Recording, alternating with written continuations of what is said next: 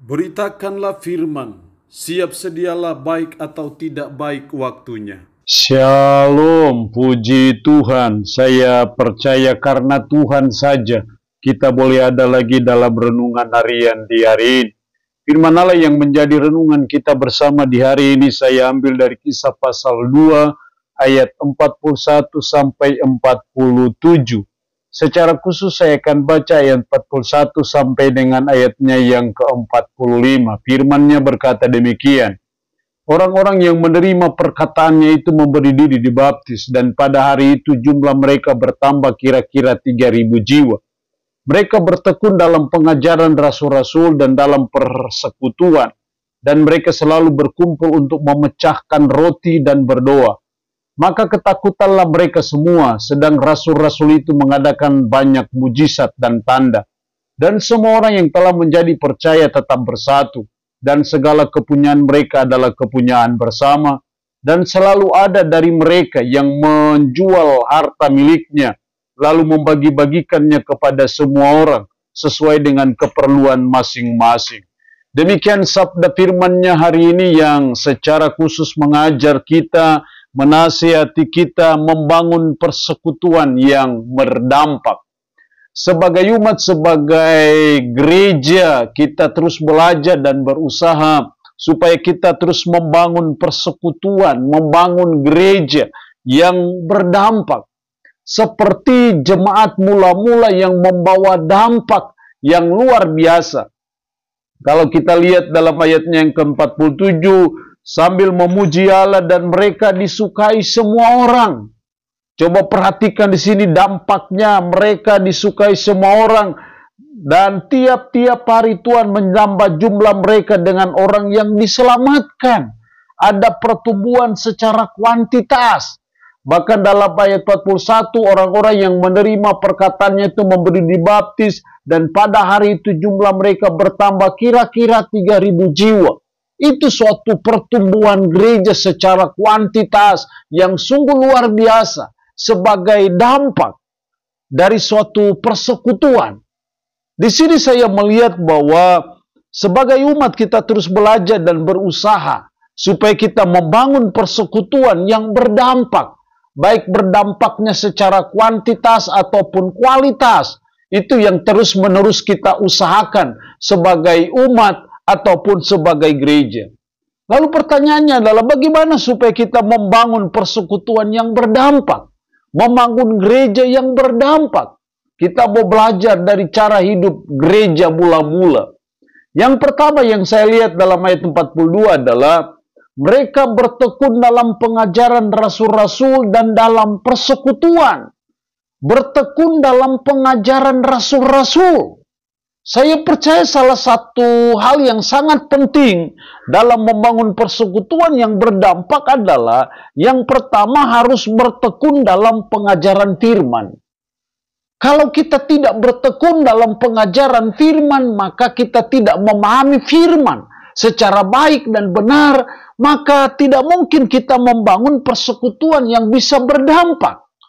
Tapi saya percaya ketika kita bertekun dalam pengajaran firman, itu menjadi salah satu rahasia jemaat yang mula-mula. Sehingga mereka jemaat menjadi jemaat yang berdampak, persekutuan yang berdampak. Karena mereka bertekun dalam pengajaran. Salah satu masalah serius kita umat Tuhan dalam masa modern ini adalah sangat malas untuk belajar firman. Sangat tidak senang untuk belajar firman. Untuk mau bertekun dalam pengajaran firman itu sangat sedikit. Padahal itu sesuatu yang sangat penting untuk kita membangun persekutuan yang berdampak itu. Jadi kita sebagai umat, sebagai orang percaya, mari kita terus belajar. Untuk kita terus bertekun dalam pengajaran firman. Maka kita akan membangun persekutuan yang berdampak. Yang kedua, dalam ayat 42 bagian B, dan mereka selalu berkumpul untuk memecahkan roti dan berdoa.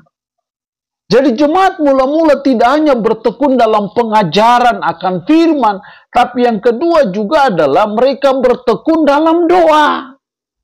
Ini hal yang kedua yang dituntut dari kita dalam membangun persekutuan yang berdampak. baik dampak secara kuantitas maupun dampak secara kualitas, maka kita harus bertekun dalam doa.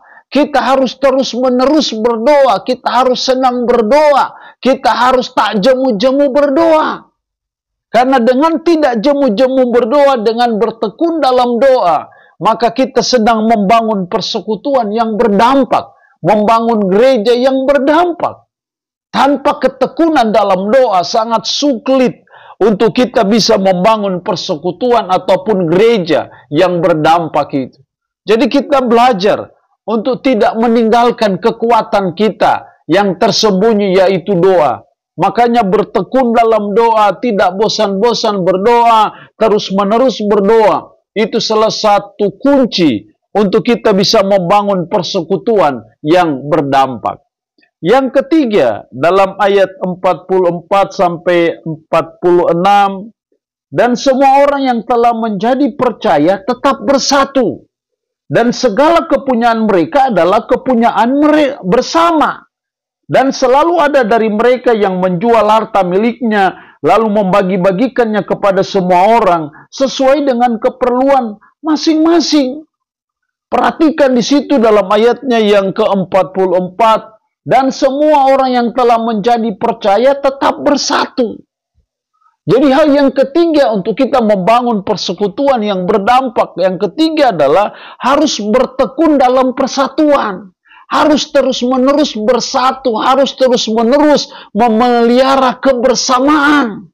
Seperti yang dilakukan oleh jemaat mula-mula, makanya mereka menjadi jemaat yang berdampak. Karena apa? Mereka bertekun dalam persatuan. Persoalan kita akhir-akhir ini adalah kita tidak punya persatuan. Kalau tuh ada persatuan, persatuan kita hanya bersifat temporal. Persatuan kita hanya bersifat semu. Karena itu untuk kita bangun gereja yang berdampak, kita belajar dan terus berusaha untuk kita bertekun dalam persatuan. Kita terus bertekun dalam kebersamaan kita sebagai anak-anak Tuhan, sebagai gereja.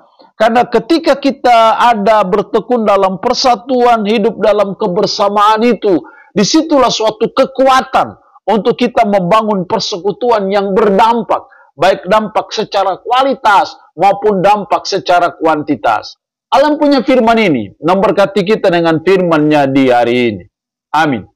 Mari kita berdoa. Puji syukur untuk kebenaran firman-Mu hari ini, yang mengajar dan menasihati kami membangun persekutuan yang berdampak. Tolonglah kami supaya kami bertekun dalam pengajaran firman. Tolonglah kami supaya kami bertekun dalam doa dan bertekun dalam persatuan atau kebersamaan.